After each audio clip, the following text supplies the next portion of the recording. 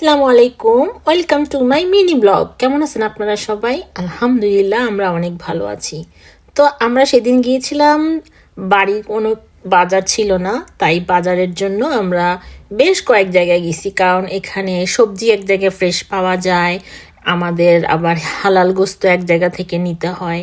তো আমরা প্রথমে এখান থেকে সবজি কালেক্ট করলাম। আর চাইনিজ দোকানের একটা আবার নিয়ম কি, এখানে ফ্রেশ মাছ পাওয়া যায়, সবজি পাওয়া যায়। দেখেন কলার মোচাও বিক্রি করে এখানে, অলমোস্ট সবই পাওয়া যায়, অনেক ফ্রেশ থাকে চাইনিজ দোকানের সবজি মাছ। তো আমরা এখান থেকে নিলাম, ফ্রুটস নিলাম বাবুর জন্য। তারপরে আমরা এখান থেকে শশা নিলাম।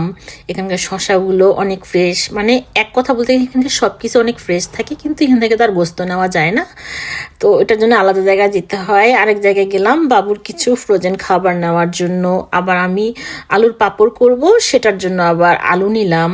তারপরে দুপুর হয়ে গেছে, আমাদের অনেক ক্ষুধা লাগছে, আমরা খেতে বসলাম। এখানে খাওয়া দাওয়া করে তারপরে বাসার দিক রওনা হলাম। গিয়ে আমি আমার আলুর পাঁপড়গুলো রোদে দিয়েছিলাম সকালে, সেটা চেক করলাম।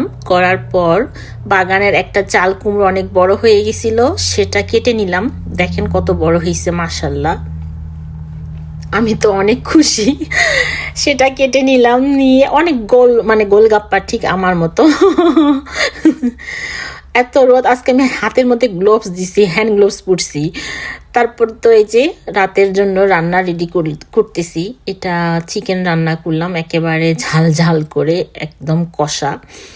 কারণ আমরা তো রাতের বেলা রুটি খাই, মানে আমরা ভাত কম খাই, আমি আমার জামাই।